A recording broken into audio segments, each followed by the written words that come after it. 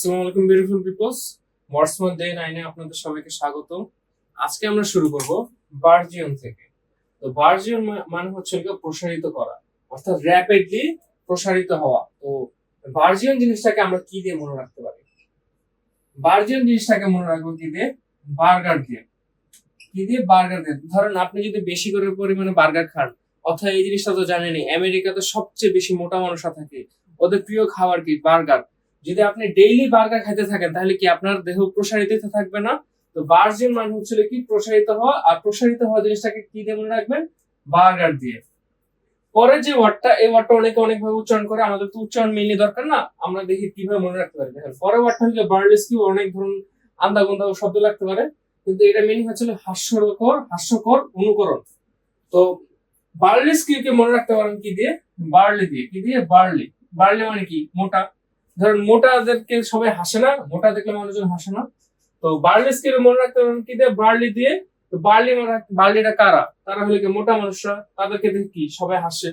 তো বার্লেস্কিকে মনে রাখবেন কি দিয়ে? বার্লি দিয়ে। পরে যে ওয়ার্ডটা, এই ওয়ার্ডটা একদম সহজভাবে বুঝাই দিই। এটা একদম খাতায় নোট করে লেখা রাখবেন, স্টিকি নোট দিয়ে লেখা রাখবেন যে লাস্টে যখনই ফনি থাকবে, ফনি মানেই হচ্ছে ফনি যখনই থাকবে সেটা হলে যে কোনো ধরনের সুরের সাথে সুর, লাস্টে যে কোনো শব্দের শেষে যদি ফনি থাকে তার সাথে এক হবে কি? সুর। তার মানে হলো সুর। আর কেকো যখনই শব্দের শুরুতে থাকবে তখন তার মিনিং হবে কি? কর্কশ। কেকো মানে কি? কর্কশ। তার মানে কি? ক্যাকোফোনি অর্থ কি? বেসুরা শব্দ অথবা কর্কশ শব্দ। অনেকগুলা শব্দ যখন একসাথে হয় তখন যে শব্দটা হয় তা হলো কেকোফোনি। তো কেকোফোনিটা কি দিয়ে মনে রাখতে পারেন? কাকোফোনি। কাকো মানে কাকের মতো শব্দ। কাকের শব্দ কি একটু কর্কশ না? তো কেকোফোনিকে মনে রাখবেন কি দিয়ে? বেসুরা শব্দ অথবা কাকের মতো শব্দ। কি? কাকের শব্দ। পরে যে ওয়ার্ডটা কেইডেন্স, কেইডেন্স মানে হচ্ছে স্বরের উত্থান পতন অথবা রিদম। স্বরে যে সারে গামা পাধা নিচে কেমনে উত্থান পতন হয় না, তো কেইডেন্স মানে হলো কি স্বরের উত্থান পতন অথবা জোরে কথা বলে। কেউ যদি আস্তে কথা বলে, এটা আরেকটা অর্থ হলো আস্তে কথা বলে জোরে কথা বলা। আস্তে বললে জোরে বলা। তো কেডেন্সটাকে কেমনে মনে রাখতে পারেন? কেডেন্সের লাস্টে দেখেন কি আছে? ড্যান্স আছে না? ড্যান্স। তো ড্যান্স দিয়ে কি মনে রাখবেন? ডান্স দেয়া। কি দিয়ে? ডান্স দিয়ে। কেউ যদি নাচে তাহলে কি হাত পা হেলানো লাগে না? তো তখন কি উত্থান পতন হয়। তো কেডেন্সকে মনে রাখবেন কি দিয়ে? ডান্স দিয়ে। এখন এতক্ষণ পর্যন্ত যতগুলো ওয়ার্ড শিখলাম, এই সবগুলা হলে গিয়ে আইবিতে একবার না একবার আসছে, তাই এটা একটু পারলে হলে গিয়ে একদম স্টার দিয়ে রাখবেন, হাইলাইটার দিয়ে স্টার দিয়ে রাখবেন, আর উপরে টিএম দিয়ে রাখবেন, মানে ঠাটা মুখস্থ। পরের ওয়ার্ডটা হলো ক্যাজুয়াল, মিষ্টি কথা ভুলানো, অথবা ধরেন এটা আরেকটা হলো তেল মারা, কিন্তু বাংলা খাঁটি শব্দ বলি তেল মারা। তো এই জিনিসটাকে আপনারা কেমনে মনে রাখবেন? দেখেন ক্যাজল, মিষ্টি কথায় ভুলানো। দেখেন ক্যাজল এটা আমরা বলবো কি? কাজল দিয়ে। ধরুন সিনেমায় কাজল নামের একজন নায়িকা আছে না, হিন্দি সিনেমায় কাজল। তো ওনার কি মিষ্টি কথা বলে যে নায়কদের করে বিভ্রান্ত করে না, তেলায় না। তো ক্যাজল কেমনে মনে রাখবেন? কাজল দিয়ে। কি দিয়ে? কাজল দিয়ে। অথবা ধরুন মেয়েরা কি দেয়? কাজল দেয়। কাজল দিয়ে কি করে? ছেলেদেরকে ধরুন মিষ্টি কথা বলায় দেয় না। তো এইভাবে মনে রাখতে হবে। কেজল কি দিয়ে মনে রাখবো? কাজল দিয়ে। কেজল অর্থ কি? মিষ্টি কথা ভুলানো অথবা তেল মারা। এই পরের ওয়ার্ডটা হলো ক্যালাও, এটা অনেক মানে কমন একটা ওয়ার্ড। ক্যালা অর্থ কি? অনভিজ্ঞ, অপরিপক্ক। এটা কেমন মনে রাখতে পারেন? আমরা একটা বাংলা কথা বলে যাচ্ছি ক্যালাস কেন। ক্যালাস মানে কি? ধরো হঠাৎ করে হাসেন কেন? তো ক্যালাও কেমন মানে ক্যালাস কেন? ক্যালা, তুমি ক্যালাও কেন? ক্যালাও কেন? তারপরে ওয়ার্ড হলো ক্যান্ডোর, আন্তরিকভাবে সত্য। আন্তরিকভাবে সত্য। আন্তরিকভাবে সত্য, অথবা এটা আরেকটা মিনিং হলো একদম মন থেকে সত্য কথা বলা। তো ক্যান্ডোরকে কেমন মনে রাখতে পারেন? ধরুন কান্দর মানে কানতে কানতে বলা। কানতে কানতে বলা। ধরেন কেউ যদি কানতে কানতে কথা বলে, তার মানে কি আসলে সে মন থেকে সত্যি কথা বলতেছে। তো ক্যান্ডোরকে কেমন মনে রাখবেন? কানতে কানতে কথা বলা থেকে।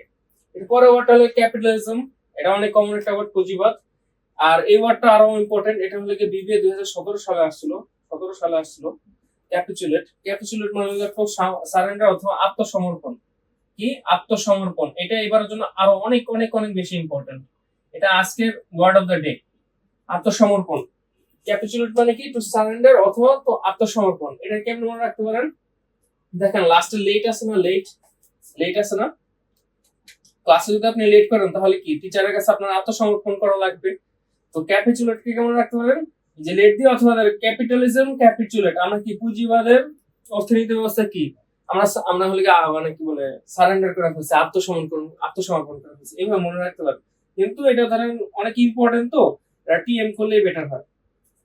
এই পাশে যদি যাই, এই পাশে প্রথম ওয়ার্ড হলো ক্যাপ্রিসিয়াস, মানে অনিশ্চিত অথবা ঘন ঘন বদলায়, অথবা মন যেমন ঘন ঘন বদলায়, এটা অনেকগুলো মিনিং আছে। মেনলি এটা ওয়েদারের সাথে কানেক্টেড হবে। ক্যাপ্রিসিয়াস ওয়েদার মানে কি, ওয়েদার খালি ঘন ঘন বদলাচ্ছে। এটা বিউটি এক্সামে অনেকবার আসছিল, তাই পাশে দাগ দিয়ে রেখেন।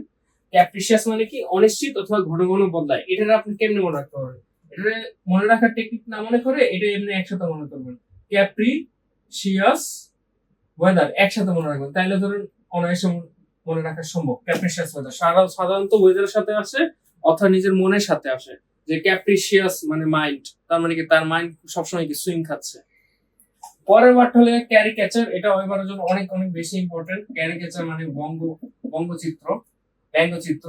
তো ক্যারিকেচারটাকে কেমন মনে রাখতে হবে, দেখেন ক্যারিকেচার কার্টুন, ক্যারিকেচার ক্যাচার দিয়ে মানে কি ক্রিয়েচার টাইপের না, ক্যারিকেচার।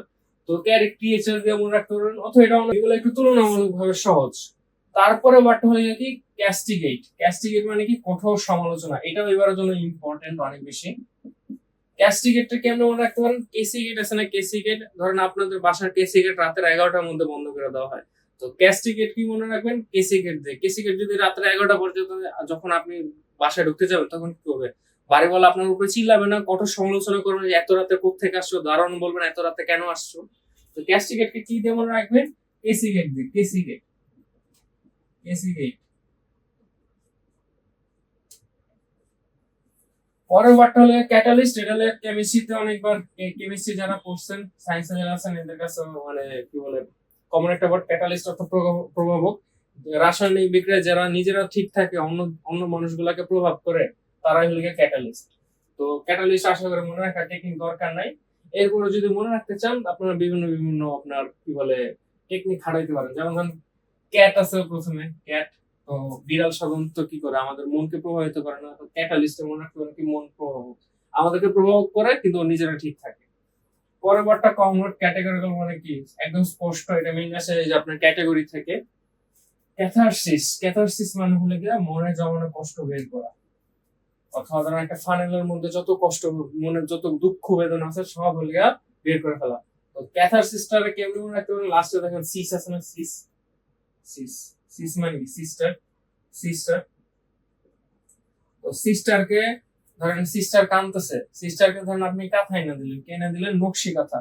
একটা নকশি কাঁথা কিনা দিলেন, নকশি কাঁথা কিনা দিলেন, তখন কি সে আবার খুশি হয়ে যাবে না, তখন কি তার সব যত ধরনের মনের দুঃখ কষ্ট বেদনা আছে সব বাইর করে ফেলবে। পরের ওয়ার্ডটা কমন ওয়ার্ড ক্যাথলিক, ক্যাথলিক মানে হলো সার্বজনীন। আমরা জানি যে ক্যাথলিক চার্চ আছে, মানে কি সার্বজনীন সবার জন্য চার্চ, ক্যাথলিক চার্চ আছে। তারপর আবার অনেক ধরনের জিনিস আছে, তো এই জিনিসটা মনে রাখার দরকার নেই, মনে হয় টেকনিক দরকার নেই, কমন একটা ওয়ার্ড। তারপরে পাশে ইম্পর্টেন্ট দিয়ে দেন, এই পাশের ওয়ার্ডগুলো সবগুলো ইম্পর্টেন্ট। তারপর লাস্টের যে ওয়ার্ডটা এটা হলো কস্টিক, আমরা বলি না কস্টিক সোডা, তো ওইখান থেকে আছে অ্যাসিডের মতো অথবা ঝাঁঝালো তিক্ত। এই জিনিসটা মনে রাখা অনায়াসে পসিবল। তো আজকের জন্য একটু কি, আর আপনারা কি করবেন, এতদিন যতগুলো ওয়ার্ড আছে বারবার রিভাইজ দিবেন। আরেকটা টেকনিক বলে দিই, যখন আজকে এতগুলো ওয়ার্ড করতেছেন, এর আগের ডে গুলোতে যতগুলো ভিডিও আছে অর্থাৎ যতগুলো ওয়ার্ড আছে আপনারা লিখছেন, ওগুলো রিভাইজ দিয়ে তারপর আসবেন। এরকম ধরেন ডে 10 পর্যন্ত ডে 1 প্রথমে করলেন, ডে 2 করার আগে ডে 1 আগে করবেন, তারপর আবার ডে 3 করবেন, ডে 3 করার আগে ডে 1 2 করে নেবেন। এই যে আজকে ডে 9 হচ্ছে, তাহলে এই ডে 9 এর আগে ডে 1 থেকে 8 পর্যন্ত যতগুলো ভিডিও আছে, যতগুলো ওয়ার্ড আছে আগে একবার রিভাইজ দিয়ে তারপর শিখবেন। তো এইভাবে ধরেন সহজে ধরেন মাথায় গেঁথে থাকবে জিনিসটা। তো আজকের জন্য একটু কি, আসসালামু আলাইকুম।